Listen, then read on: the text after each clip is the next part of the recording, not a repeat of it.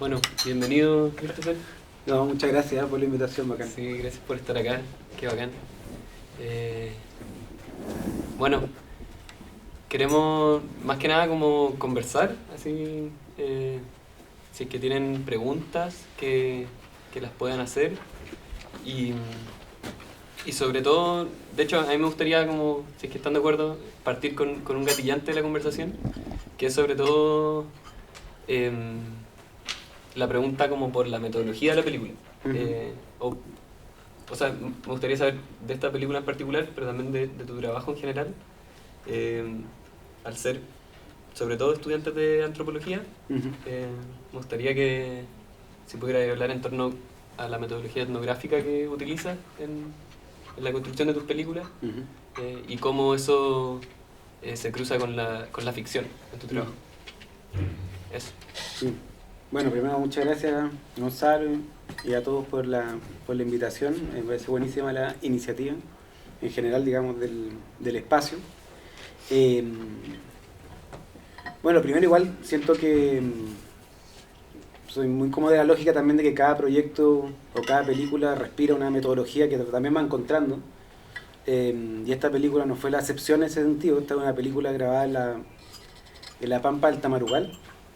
Y un poco parte de como una premisa como que era muy simple. En el fondo obviamente había como una intención de tratar de trabajar la construcción un poco como de los mitos relacionados también como a la existencia en ese lugar que está cruzado como por elementos como políticos, geográficos, históricos, como bien potentes. Esa zona del norte es una zona como de mucho tránsito, desarraigo, como biografías como bien cruzadas en ese espacio que siempre me pareció bien interesante y también como polo religioso a la vez. Entonces como que esta suerte como de traslape era bien interesante y tenía la idea como de, claro, narrar como una historia estructurada en la lógica de un peregrinaje, de un personaje que iba a ser un milagro, digamos. Como que un poco, esa era como una suerte como de premisa inicial narrativa, pero la película funcionaba más bien como una suerte de ¿cómo decirlo? Como una especie de narrativa porosa, en el sentido de tratar de ir al lugar sabiendo que el único personaje actor en el fondo iba a ser Michael, el protagonista, y después en el fondo de qué manera escribir el guión en base a las biografías que se iban, con las cuales me iba cruzando durante el trabajo, digamos, en el lugar. ¿Durante el trabajo de investigación? Perdón. Claro, como el trabajo de terreno en el fondo. En ese caso no tenía ningún, digamos, no había ningún tipo como de proyecto antropológico que lo rodeara, o simplemente como intuición de algo que al menos a mí me movía, que era tratar como de hacer que los lugares te fueran diciendo el guión. Entonces un poco lo que fue haciendo como el recorrido, que es un poco el mismo recorrido de la película, por los distintos lugares, Pisagua, Pozo Almonte, etcétera, como simplemente caminando, ¿no? O sea, como bien perdiéndose, buscando como los lugares, y de una instancia como bien larga. Entonces como que básicamente lo que iba pasando naturalmente es que la gente sabe que hay alguien que está como haciendo algo, y se iban cruzando, como que la gente se iba cruzando, preguntando, y de manera muy orgánica empezaron a aparecer, digamos, absolutamente todos los personajes que aparecen en la película, cuya historia también resonaban, digamos, con esto. Entonces yo me acercaba y les comentaba más o menos la idea que tenía. Entonces, por ejemplo, no sé, el personaje Mauricio, que es el personaje, digamos, al cual va a ver para hacer el milagro, era alguien que en el fondo dijo, no, hagamos la película un milagro que me hagan a mí. ¿Cachai? Como que yo necesito que me lo hagan porque estoy para cagar con...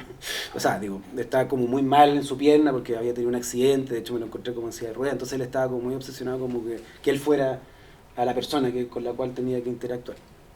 Lo que me pareció una voluntad como muy fascinante, y efectivamente, nada, pues todo el relato se ajustó a su propia biografía e historia, que es la que cuenta en la película. O sea, todos los diálogos de la película son las propias historias de las personas que están ahí, como sus propios... Entonces, claro, fue como un ejercicio como de captura de estos relatos, y después de escribirlo en función de una narrativa, un guión, para darle como una estructura, un sentido, y después mostrarlo y escuchar qué opinaban y tratar de ajustar y todo, a tal punto de llegar el día de rodaje, que ya un rodaje, no sé, de 50 personas, que es una cuestión como más... Pero donde en el fondo las escenas eran como eran como una suerte como de del mismo imaginario que siempre me habían dicho, digamos, o la misma relato que siempre habían dicho, nomás que ahora replicado con un equipo donde ya hay una confianza y todo. Y nada, pues y obviamente eso implica ciertos desafíos como ya la puesta en escena más como ficcional, ¿cachai? De cosas como, no sé, que los diálogos que tienen con Michael, como tenían menos confianza con Michael, en verdad son diálogos conmigo. Entonces ellos están en el plano general, pero después en el plano de ellos están conmigo hablando. Entonces, en el fondo, claro, ellos se hablan porque hay una confianza, pero después en el montaje se monta con Mike. ¿Cachai? Como que ahí hay como metodologías para lograr tratar de que haya algo genuino en lo que se traslada, que estén en el fondo que nazca de la misma como conexión con ellos, algo así. Claro. Qué interesante eso que lo que decís como el plano de ellos que están hablando contigo, porque otra duda que tenía, o sea, como pregunta, también en relación a esto, es porque uno ve como un cine ligado más a la etnografía, quizás como en apuestas más procesuales, o como un cine boceto, no sé, más agüero, o no sé, barda, etcétera. Es muy interesante, o sea, me llama mucho la atención como esta mezcla que estáis haciendo en tu cine como de metodologías etnográficas, pero con una como puesta en escena, claro, ficcional, y también de una escala súper grande, como una economía del tiempo particular, presupuestos grandes igual, 50 personas, como cómo en el momento lograr como que pase, o sea, como lidiar con ese riesgo, ese caos, como de la realidad, ¿cachai? Como, y me parece muy curiosa esa mezcla, porque no eres tú con tu cámara haciendo este cine procesual. Sí, pues no, es de alto riesgo. De alto riesgo. De alto riesgo. Sí, es medio kamikaze, o sea, tiene un componente de riesgo real, pero quizás tiene que ver con que, o sea, mi aproximación a... O sea, yo estudié cine, digamos, como que en el fondo como que uno... yo al menos me formé con las películas que igual yo creo que tienen un componente procesual y son películas, o sea, no sé, pienso en el cine de Pichat Pong o en el cine de Miguel Gómez, que sigue haciendo películas, son películas como de alto, digamos, como de envergadura, pero igual son películas, así también el cine de Pasolini, o sea, todos esos cines son cines, digamos, de escala, pero que no por eso renuncian también como a una conexión con los lugares. Entonces igual yo creo que claro, desde el punto de vista del cine, yo igual creo que hay una tradición donde también hay un tipo de cine que se vuelve cada vez más difícil de hacer, donde en el fondo uno como que no tiene que renunciar también a la posibilidad de poder como narrar con también las herramientas que el cine te da en términos de cómo la cámara puede moverse, qué tipo de lentes puede ocupar, que igual yo creo que eso es relevante, ¿cachai? Dependiendo también del cine que te gusta, pero al menos a mí como que me gusta el cine donde la cámara tiene como un rol donde puede flotar, donde puede moverse, donde puede seguir. Entonces también hay como herramientas que me parecen como interesantes y no quiero yo renunciar como a tratar de hacer eso, pero igual sí, es complejo porque a medida que crece la escala también todo tiende a empaquetarse más por una cuestión del cine que es más industrial. Pero por otra parte tampoco quiere renunciar a eso porque tampoco quiere solamente darle cabida a que haya un tipo de cine que tiene la capacidad de poder filmar con una óptica, con un equipo, como también eso me parece como medio como castrador, como en ese sentido, como para otro tipo de cine que igual, pero sí, se vuelve cada vez más difícil, ya es una discusión más de industria, pero también creo que tiene que ver con que no nace o sea, yo me fui dando cuenta, de hecho yo justo después de esta película me fui a estudiar como antropología visual, porque me di cuenta que había algo ahí que todo el mundo me decía, oye, esta cuestión, y dije, mira, quizás acá hay una beta porque nunca no quería seguir estudiando cine, me da mucha lata, pero sí quería seguir haciendo películas y quería nutrirlo como con metodología investigativa quizás más densa, temática, y entonces claro, como que llega como del otro lugar. Sí. Okay. Quizás abramos el tiro de la conversa ya que somos poquitos y está el cineclub aquí presente. Está interesante esto. Sí, la AME creo que... Ya. Quiero volver a eso de que Me pareció muy interesante la metodología de que tú formaras parte de la escena para que fuera más natural. ¿Cómo llegaste a eso? ¿Como primero probaste con el protagonista, con Michael, y no funcionó? ¿O como desde antemano sabías que se iba a ser una metodología que iba a fluir más con las escenas y con el producto final? Claro. Sí, lo que pasa es que conocí a Michael porque todo en paralelo. O sea, Michael tampoco estuvo desde el inicio del proyecto, también se hizo un casting. Bueno, pero no tan grande. Él que igual fue, la verdad fue bastante rápido él porque también él es de la zona. O sea, ¿Él es actor? Es del norte, él es actor. Es una persona que tiene un rollo como religioso muy potente. Que no tan parecido al de la película, yo creo que es más... pero sí, es como un tema en su vida. Que le ha traído problemas también. ¿Cachai? Porque es bien radical en altos aspectos, entonces también temáticamente y territorialmente hay algo, y también magnéticamente, o sea, como que su rostro para mí era muy magnético, había algo en su mirada que era como una mirada media crística, así como en su forma de observar el mundo, media distanciada, había algo en él muy, muy bacán. Pero sí, me fui dando cuenta que igual, porque uno va creando vínculos. Yo con él fui 2 veces antes también. O sea, fue un trabajo muy meticuloso, porque fue primero encontrarlo a ellos, escuchar los relatos que son como entrevistas que yo tengo. Después yo hacía el juego como de yo interpretar el guión un poco para ver cómo reaccionaban de manera improvisada. Después una vez que ya se les daba comillas el papel, venía el momento como de bajarlo. En el fondo yo me ponía a escribir, lo escribía y después era como, ya, actuemos lo que escribimos. ¿Cachai? Y después Michael fuimos 2 veces con él, haciendo siempre un recorrido, porque siempre hacía el mismo recorrido, que es como de Iquique, Pozalmonte, La Tirana, Huara, a La Pampa y después para adentro, o sea, a Pisagua. Entonces como que siempre era el mismo recorrido, entonces era como, es bonito eso, ahora creo que era como que primero fue ese mismo viaje como para encontrar, después para como, no asegurar, pero ya invitar a la gente a hacerlo. Después hacerlo yo para conectar la historia, después volver a hacerlo pero para escribirla. Y después volver, pero con el actor. Entonces como que cada vez que pasaba como una capa nueva de complejidad hasta que la última capa es como cuando llega como esta suerte de invasión de un equipo de filmación, porque puede ser algo muy... Pero cuando llegó ya había demasiada... como había pasado mucho tiempo, pero obviamente esas 2 veces que va el actor...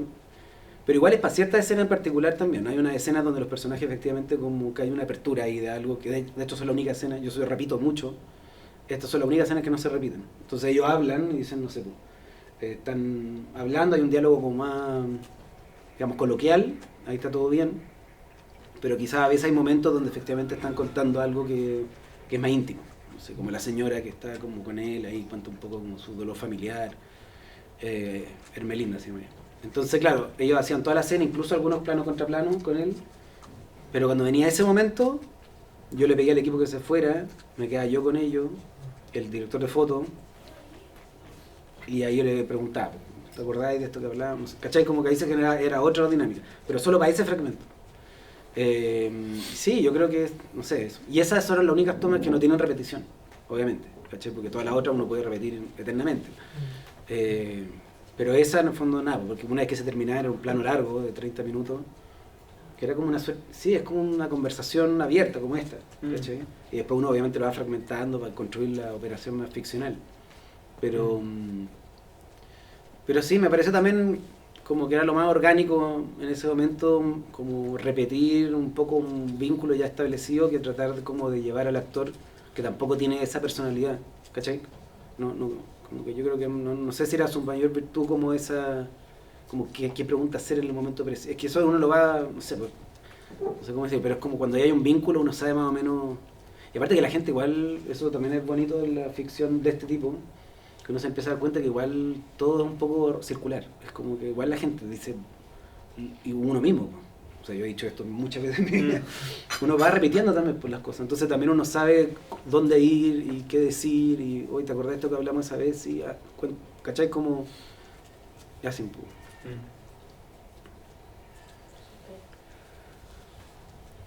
Tommy, ¿querías...? Perdón.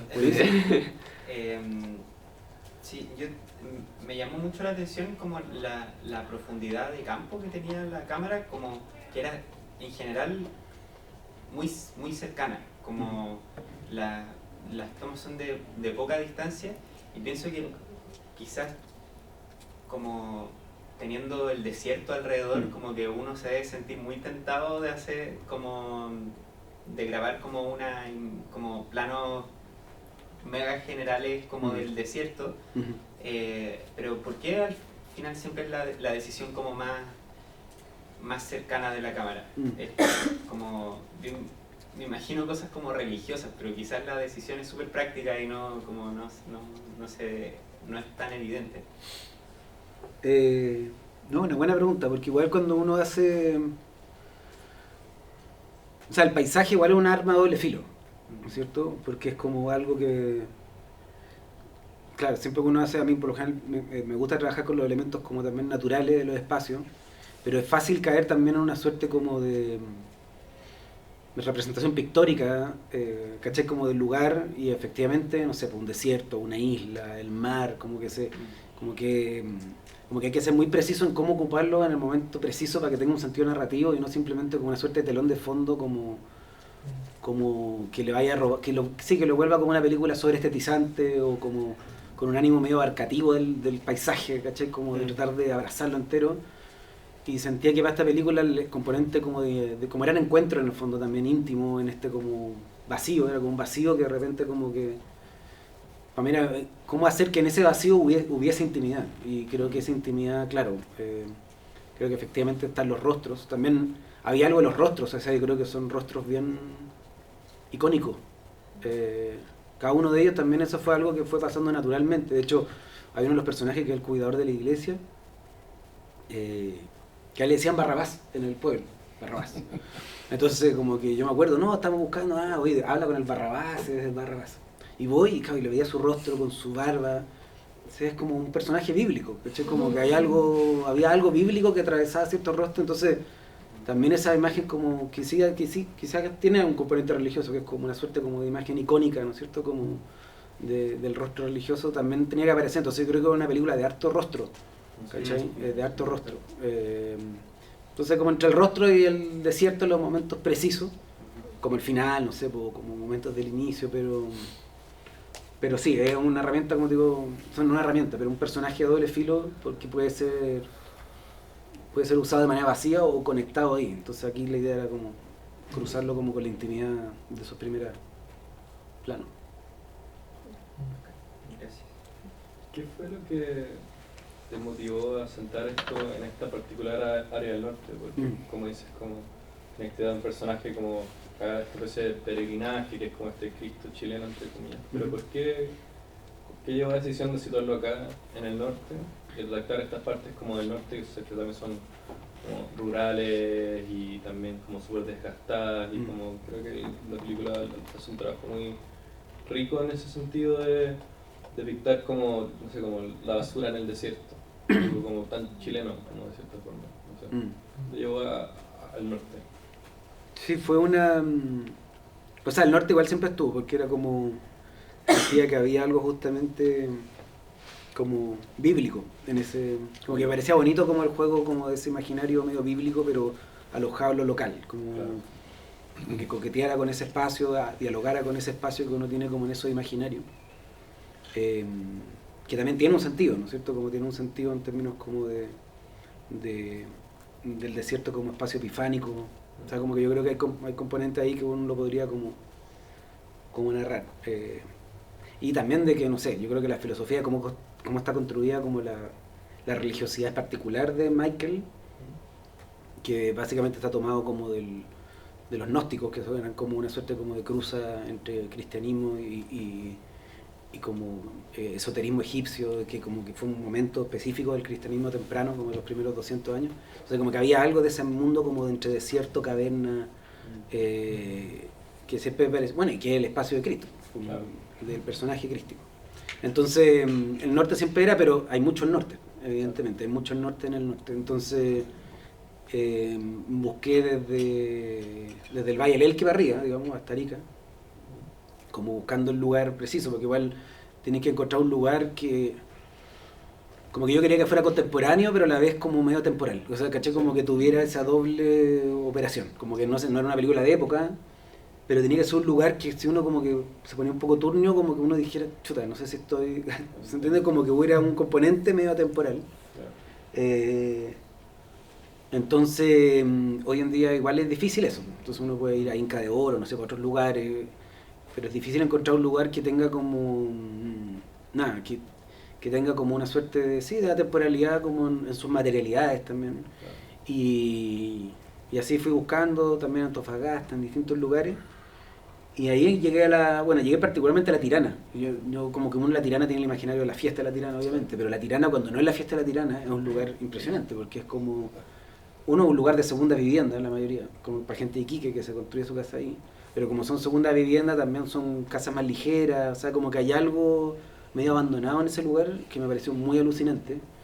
De hecho la película nunca aparece La Tirana, pero me pareció como muy, o sea, no aparece como fiesta de La Tirana para nada, pero sí en eso. Y nada, pues yo ahí fui como conectando como con los distintos lugares y creo que se creó como una suerte como de recorrido en esa Pampa Alta Marugal, que logra equilibrar bien como el componente como atemporal, contemporáneo, una paleta de colores que también como que dialoga bien. Y también creo que es una zona súper interesante como sociopolíticamente también, porque es un lugar que claro está tensionado por la minería, pero no al nivel, no sé, pues, como en Antofagasta específicamente, sino como y aparte un lugar de mucho paso, de mucho tránsito. La mayoría de las personas de ahí como que no eran de ahí, o sea, habían llegado ahí por experiencias de vida como el chico Mena, que es el cabro, el que tiene la barba grande, que está así como con un pito de pasta base que está ahí, que un poco había llegado a Huara, porque Huara es un lugar medio como hasta hoy en día, como de mucho tráfico. Entonces es un lugar donde también se acumula mucha gente en ese lugar, y está cerca de Colchane, o sea, es el lugar donde desemboca Colchane. Es un lugar muy potente, ese Huara. Entonces también había algo como de las biografías de ese espacio que se volvió como interesante. Bueno, y Alto Hospicio también aparece en un momento de la película, dentro de una de las parábolas.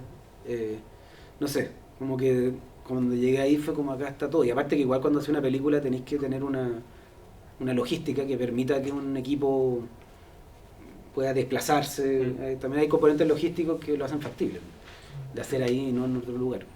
Pero Iquique también es una buena base como de operación. Eso suena, claro, cuando uno lo ve en un contexto antropológico suena muy frío también ese componente como más de la producción, pero igual es parte de la doble, ¿verdad? Porque uno, claro, por una parte uno está haciendo una película y es como que igual un equipo, hay un proceso, es como una cuestión muy así, y por otra parte está esto como íntimo y todo, pero en esto que tú decías ahí, como de tratar de cruzarlo, se mezclan esos componentes, claro. Y es un equilibrio delicado, Sí.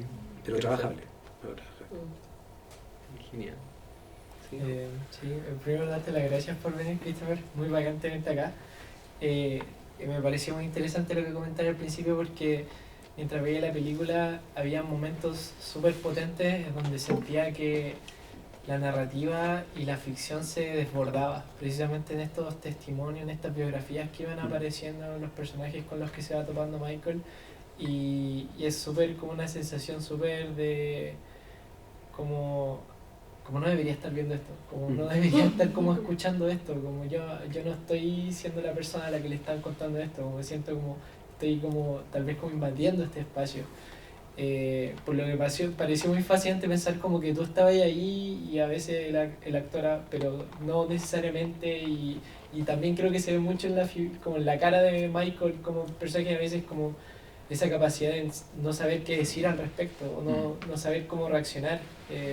Que también hace una contraparte y un diálogo muy interesante respecto a esta figura mesiánica, como este Dios que vuelve y como que tampoco sabe exactamente qué puede hacer al respecto, cómo puede ayudar. Y dentro de esa misma lógica te quería preguntar como cuál es lo que te motiva a traer como a como un Mesías de nuevo, como este Chile en específico, en este momento, en este lugar. También como la pregunta que se repite durante toda la película, como ¿está como Dios realmente con nosotros? Como somos como ya nos abandonaron, como esto ya es un mundo desencantado, un mundo un poco como a su deriva. Entonces como también como pensando en esa lógica y también como lo que aparecen con los diálogos de las personas, tal vez como estas biografías como y sus perspectivas también religiosas, tal vez como ¿Qué implica como traer al Mesías de nuevo aquí como a Chile? Sí, lo primero que me parece muy interesante de lo que comentas, que es que sí, pues cuando uno o sea, cuando se abre la intimidad en un espacio así, claro, es normal a veces sentir esa como, o sea, cuando llega a un nivel de intimidad que uno no sabe dónde ubicarse, ¿no es cierto? Que puede llegar a ser, sobre todo si un personaje como un actor natural o una persona como de ese espacio, no necesariamente un actor, de cómo se tramita esa emoción. Y de hecho fue muy interesante para mí como, o sea, uno, porque lógicamente algo que fue aliviando en ese sentido, como de ese peso de la intimidad o del peso de esa biografía, es porque igual está trabajado a lo largo de un tiempo y obviamente todos los que están ahí eran muy conscientes de lo que está sucediendo en términos de, o sea, imagínate, ellos fueron contratados por la película, como que ni siquiera es como que la película va y como que ellos están contratados, son parte del equipo, tienen un contrato de trabajo, tienen días de trabajo que tienen que comprometerse, hay como recursos, ¿cachai? Como que en el fondo es como un espacio laboral donde ellos dicen, ¿sabes que ya quiero ser parte de esto? Por primera vez en mi vida quiero ser parte de esta cuestión y también es parte de la aventura de hacerlo. Entonces también como que fue súper interesante sentir ese compromiso que creo que es distinto a veces que cuando esa entrevista más como de cuando alguien llega nomás, sino que eran parte de ese equipo. Y obviamente como la decisión de eso fue como cuánto de ellos querían compartir en la película. Y de hecho la película, bueno, la primera vez que se vio en Chile justamente fue ahí, y después como que tuve la oportunidad también de conversar con ellos y filmarlo. De hecho tengo todo ese material como de feedback, por así decirlo, como para entenderlo. Y el cine igual sigue manteniendo ese componente como catártico que es muy potente, igual como de... O sea, escucharte a ti mismo decir lo que dices frente a un grupo más grande de gente, también eso te libera, o sea, es como que narrar te libera. Como las parábolas que aparecen aquí, es como que hay algo del narrar y del contar historias que también tiene algún componente medio, no sé si religioso, pero hay algo medio, sí, como de cuidado también, que aparece cuando nos contamos historias. Entonces también ahí apareció algo muy potente y todo mi relato, yo volví después para allá, he vuelto al menos 3 veces más.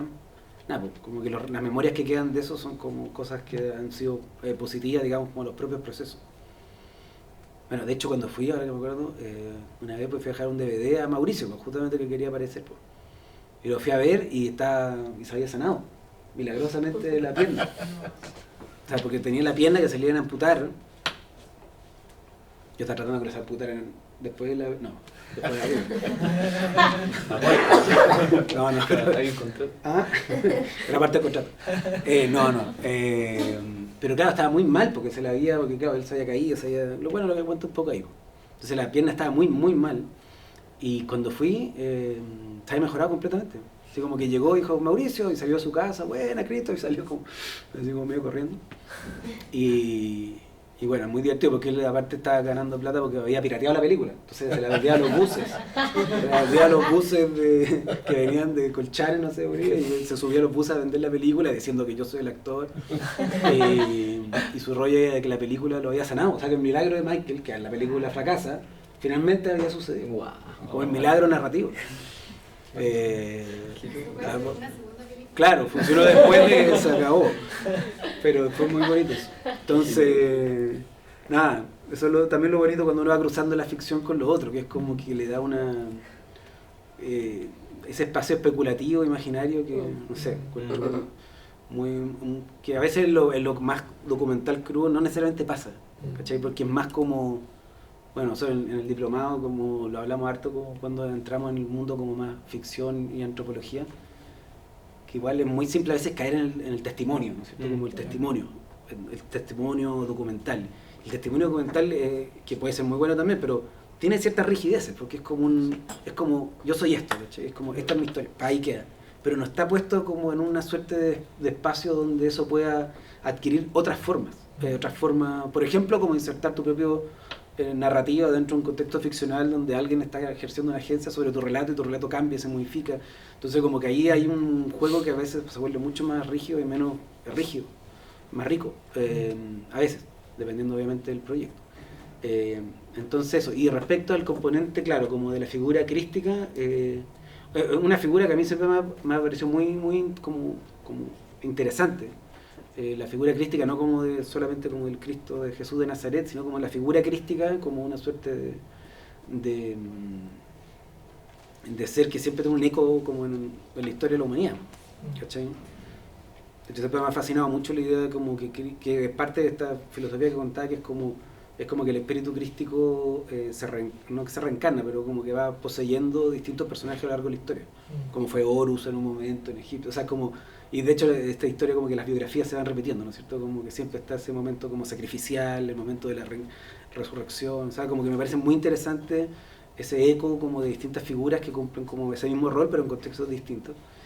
Y claro, cómo adentrarse como en una suerte de religiosidad popular en un espacio así, sin caer como en el folclore, como de registrar solamente, como de hacer el registro del evento, del asunto.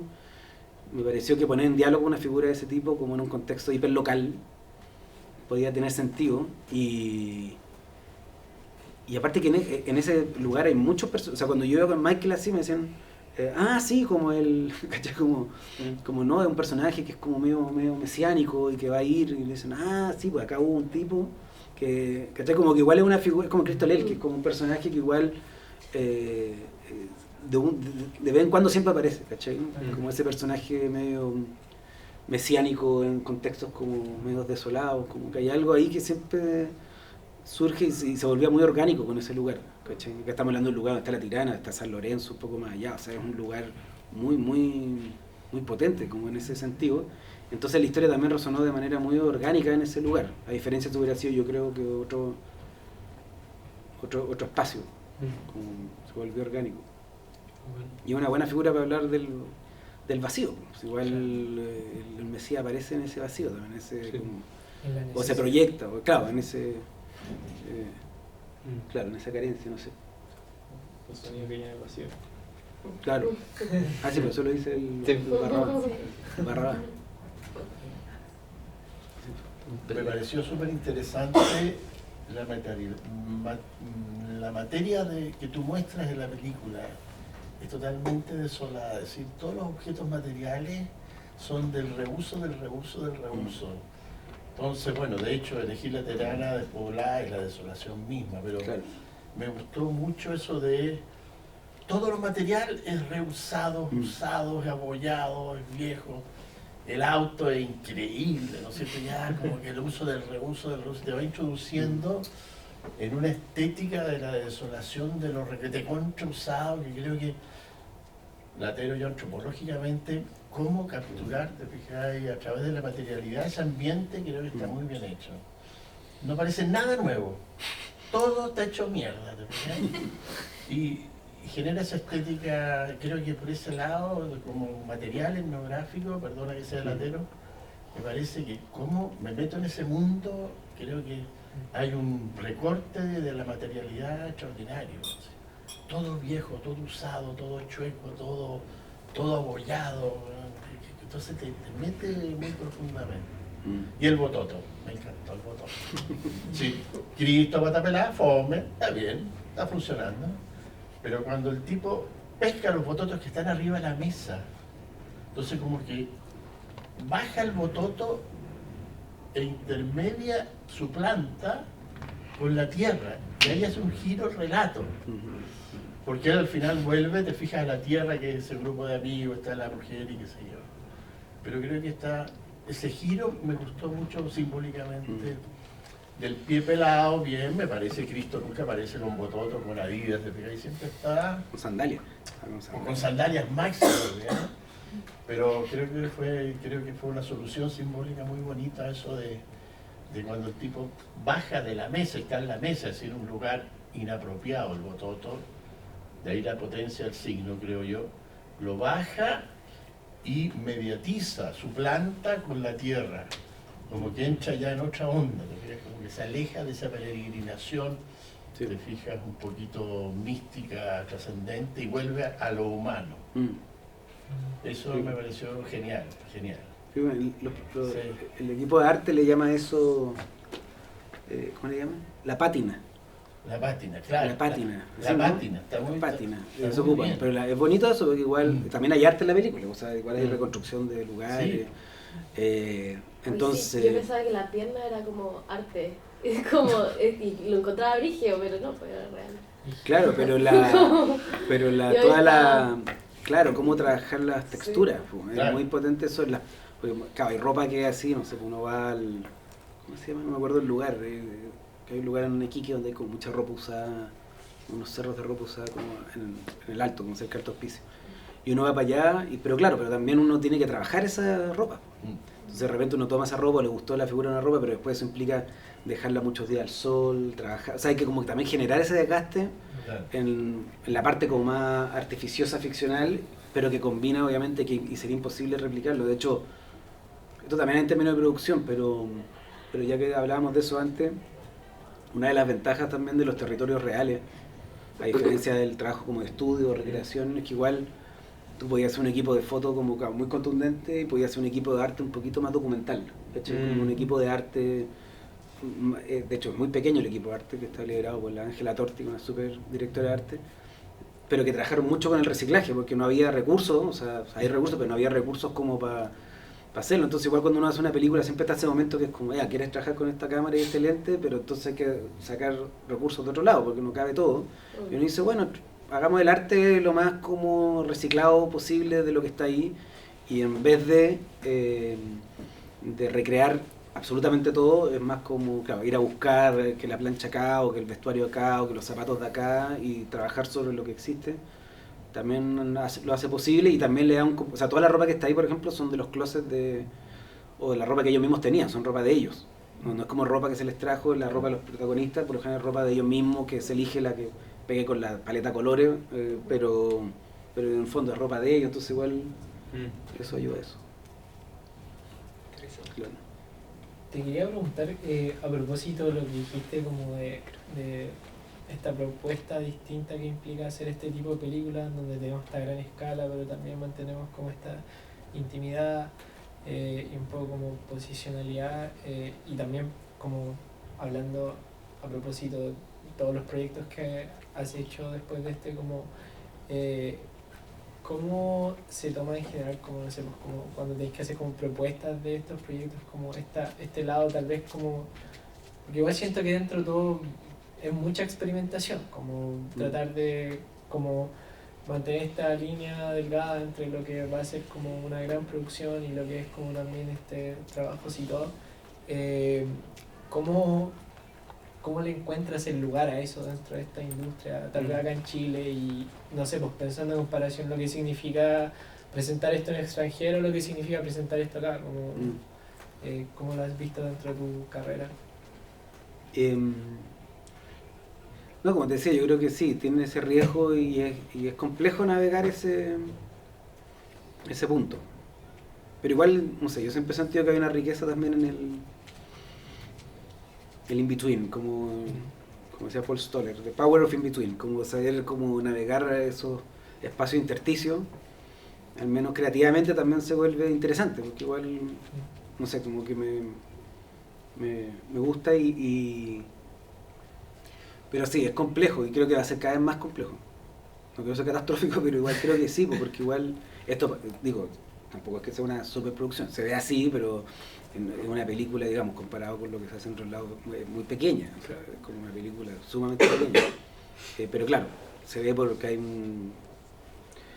una estructura ahí, pero sí, lo siento como bien complejo, y creo que cada vez más puede ser más complejo, porque también la industria del cine cada vez le cuesta más generar recursos para películas que estén fuera de la plataforma o que no sean originales ¿cachai? Entonces se puede dar una tendencia que sea que las películas que más arriesgan van a tender como a achicarse, y las películas que más apuestan seguros van a... ¿cachai? Como que se puede dar ese fenómeno, pero es una tensión que siempre ha existido, y creo que en otros momentos de la historia quizás ha sido más generoso ese tránsito intermedio.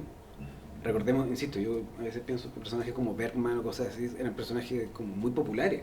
O sea, son como directores de cine que arriesgaban, que eran muy experimentales, pero eran personajes que podían circular en un espacio donde la gente los conocía, ¿cachai? Como que no era como el personaje más avant-garde de la existencia, pero claro, eso hoy en día tiene mayores dificultades, yo creo, por la necesidad industrial. Y sobre lo afuera y adentro, o sea, como de filmar fuera, filmar, o sea, mostrarlo fuera, mostrarlo adentro. Bueno, depende mucho del espacio, pero igual yo creo que son películas, o sea, al menos las que yo hizo, de hecho, y me gusta decirlo, yo igual que creo que son arriesgadas en sus métodos, pero también creo que son muy clásicas en su narrativa. Pues me gusta eso, me gusta que sean clásicas.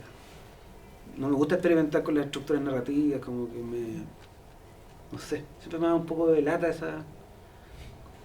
Sí, es las narrativas, como que no siento que el siglo XX fue muy un año, o sea, como un siglo de las narrativas, y a mí me gusta como la narrativa clásica, como que encuentro que hay un valor en ese relato universal, me gusta, ¿cachai? Por eso también son estructuras que siempre tienen como...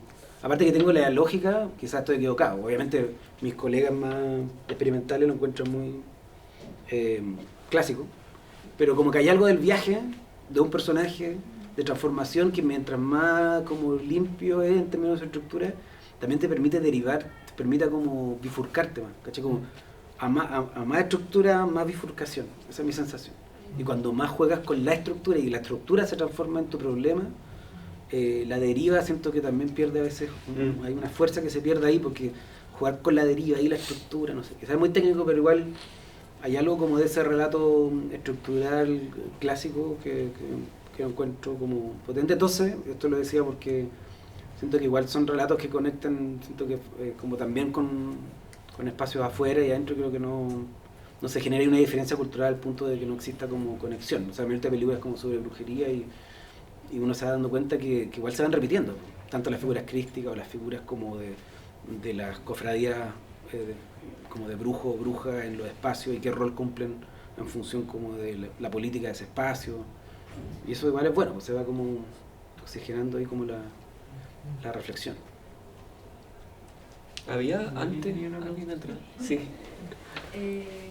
Tenía una pregunta respecto a cómo fue que estructuraste la historia, porque yo creo que quizá en circunstancias donde uno no se está metiendo como con testimonio, uno puede llegar y escribir un guión y sigo ese guión en el fondo, pero quizá trabajando en este contexto se debe tener un poco más de flexibilidad quizá. Entonces quería saber un poco cómo fue tu proceso para poder como articular todo y que termine siendo el resultado que terminó siendo. Sí, yo creo que, o sea, muy vinculado a lo que decía antes, como que creo que hay que escribir siento que la manera de escribir un guión así es como tratar de hacerlo como un guión abierto, como un guión poroso. Como que tiene que ser un guión donde tú sabes que va a haber un momento donde el personaje va a tener un tipo de encuentro y eso que eventualmente te va a llevar para un lugar. Y a veces, bueno, es que cuando uno trabaja así, eso también es lo lindo, que es difícil establecer un orden de cómo suceden las cosas, ¿cachai? Por ejemplo, hay una parte que aparece en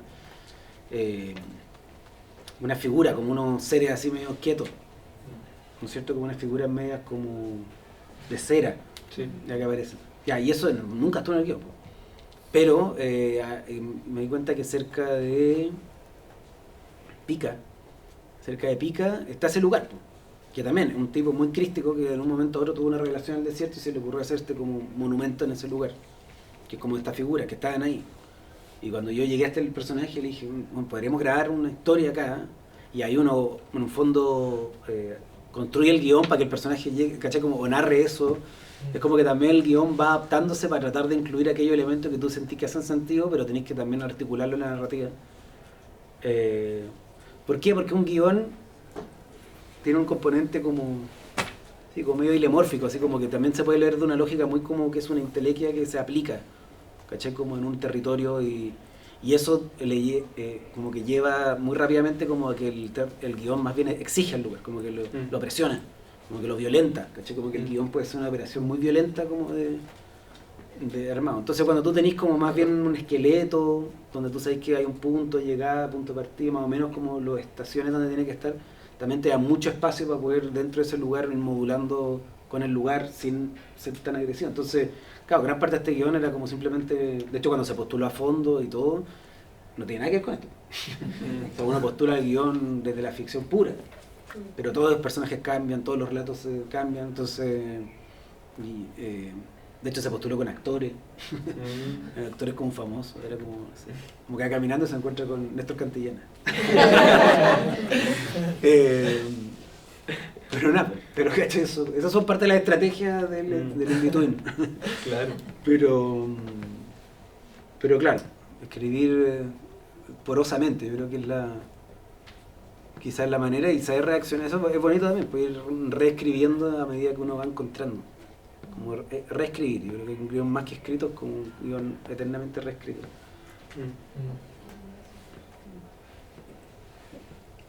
Sí. Bueno, mencionabas en un principio que tú después de hacer esta película estudiaste antropología visual. ¿Cómo crees que esa experiencia alimentó tu forma de hacer cine? Y quizá, no sé si en retrospectiva puedes como ver con otros ojos las películas que hiciste antes de estudiar antropología visual. Claro. Sí. Te ha hecho perder. No. ¿Cómo se llama? No, a mí, o sea, yo creo que para mí fue súper como interesante ese trayecto, porque, o sea, yo había hecho 2 películas antes y un documental colectivo, todos como con una lógica, con metodología muy distinta.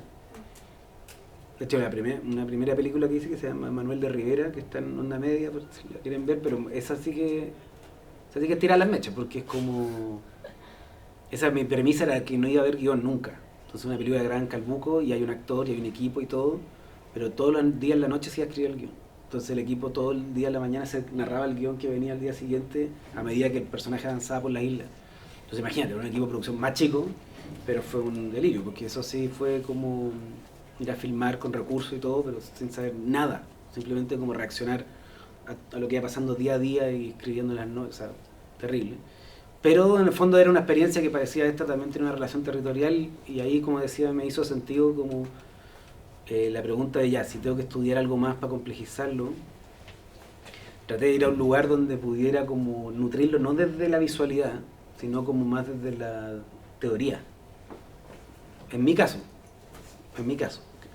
Porque venía del cine, entonces no tenía demasiadas ganas como de volver a aprender a filmar, a poner la cámara. O sea, siento que para mí mi búsqueda fue más conceptual, y tuve la suerte de, claro, como de forzar un poco el magíster, porque era un magíster de antropología visual en Manchester, pero también fui para allá y traté como de evadir un poco más lo del aparato y concentrarme más en un máster que en el fondo fue más de antropología social, siento yo para mí, ¿cachai?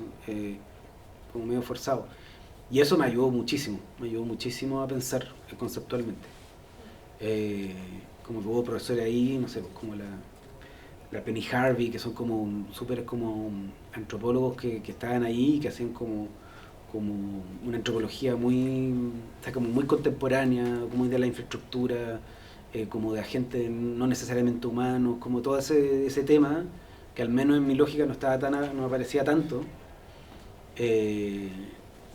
Y eso fue súper nutritivo creativamente, como para poder insumar también los procesos creativos, porque igual uno se va dando cuenta, yo vengo más de la parte de la creación, pero uno se da cuenta que también el crear conceptos y el pensar de los conceptos también es un acto creativo. O sea, igual uno crea un concepto, el concepto también es plástico. Entonces, hacer como ese espacio como también intersticio como entre la creación y como la investigación más teórica o etnografía. Y me empecé a dar cuenta que, claro, cuando se habla de etnografía y del uso del cuerpo como herramienta de investigación, una perspectiva más como de dejarse impactar, del estar ahí, me resonaba con lo que uno ya había hecho también, como que eso es lo que uno había hecho, nomás que, claro, el espacio donde eso se depositaba, quizás una película y no quizás un texto etnográfico, pero de cierta manera ya estaba sucediendo. Entonces fue súper orgánico y me llevó a conocer todo este mundo intermedio que yo creo que hoy en día ya está súper, o sea, no sé si mucho más desarrollado, pero como en estos espacios entre la teoría y la creación y como esos dos espacios van creando. Entonces como que igual, de hecho en base a eso armamos el diplomado, como que fue como un camino que se abrió y que siento que ha sido bien como nutritivo para mí también creativamente como para las películas. Y ahora que estamos en estos espacios, insisto, como espacios académicos como de cruce entre antropología y creación audiovisual, es muy entretenido forzar la antropología también es una práctica creativa total, y siento que son como cruzados. Y también creo que hay un elemento que Sí, porque la antropología visual es jabonoso lo que es la antropología visual como en términos de su... que tiene una tradición también, que es una tradición también controversial. Po. Más controversial que la del cine, yo creo. Entonces es difícil también como pensar que, claro, también son hijos de sus tiempos, pero también hay que como que empujarla y buscarle como otros lugares, reivindicar ciertos elementos, tomar otros, transformarlos, o sea, es desafiante igual el peso como de la antropología visual, pero no sé, al menos a mí como que me terminó de cuajar un poco como la lectura más del mundo creativo y teórico que lo tenía. De hecho yo estoy acá en filosofía, no terminé la carrera, pero estoy en paralelo. Entonces estudié cine y filosofía, llegué hasta griego 2 y ahí ya fue como... ¿no? Pero me acordé porque estaba acá, pero había algo, que es interesante, como que había algo entre la filosofía y el cine que todavía faltaba algo, y como que había algo que no generaba el cruce total, ¿cachai? Uno era muy abstracto y el otro era muy material. Y como diría Ingo en la lógica de la filosofía con personas dentro, que la antropología como que logró generar, ese gap logró como terminar de cuajar. Y ahí empezó el declive. Y yo no hago ya hay que ver. Qué bacán, qué interesante todo. No sé. Ahí yo tengo una pregunta, pero quizás Sí. es como anticlimática, pero tengo como No, como la hora. la duda de por qué el Cristo es ciego, por qué es ciego sin... Se puede ver. si puede ver, sí, eso quizás es muy evidente, pero sí. Sí, es una buena pregunta. Es que para mí como que para mí la película entera está como buscando que eso es bonito también estos viajes. Como que para mí no está viendo en toda la película, hasta el final de la película no logra como, o sea, su verdadero milagro sucede al final para mí. Yeah. Es como que está mirando pero no está viendo nada, es como una suerte de, ¿cómo decirlo? Eso es bonito de las películas también como de que los personajes por lo general en la narrativa siempre están buscando equivocadamente. Como que está buscando un milagro, está buscando como encontrar eso, pero en verdad el milagro es otro, ¿cachai? Como que siempre al final lo que busca en el fondo aparece pero aparece por otro lado. Eso siempre me pareció como muy como bonito como gesto. Entonces era como un Cristo torpe, como un Cristo que se tropieza, no sé. Que no entiende mucho tampoco. Es medio... Bueno, siempre tenéis claro que no iba a ser el milagro. No, siempre estuve... No, sí, la idea de que nunca lo hiciera. Sí, no, porque era una... O que el milagro apareciera por otro lado, claro. Como que la lógica de un milagro no fáctico, ¿cachai? Fáctico, porque no lo tiene, porque no está dentro. Igual es o sea, el milagro es darse cuenta que uno no es eso, es un ser en conexión con otro, ¿no? Ese es el milagro, es como un milagro relacional, ¿sí? Como el final es un milagro relacional. ¿Por qué? Porque el milagro fáctico te desconecta. ¿Cachai? Es como que el milagro fáctico te pone en una posición de singularidad y especialidad que te desconecta. En cambio el milagro relacional como que te sumerge. Que para mí es como un poco el final de la película, como esta suerte como de happy ending que me gusta. Y que todo lo... Y claro, me acuerdo que tenían coproductores franceses la película, entonces, que son más hardcore, entonces no, que termine como abajo. Hace el milagro, termina solo y un plano del triste. No sé.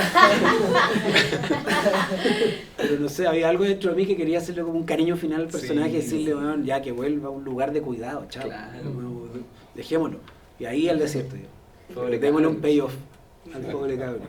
Igual es Pero bacán eso, como lo que hiciste pensando, como la figura del Cristo siempre conflictuado, de no sabe cuál es su lugar, como es el lugar divino, el lugar terrenal, y nunca sabe lidiar con eso hasta que, bueno, pues como toda la tragedia del sacrificio final, pues, como que implica que un Cristo que muere solo, que incluso, no sé, yo pienso que me encanta Jesucristo Superstar, yo creo que es como las mejores como interpretaciones respecto como al canon católico, y muestra mucho eso, pues como un Jesucristo que al final ni siquiera está tan seguro de por qué su padre lo quiere acá y por qué está obligándolo a hacer eso.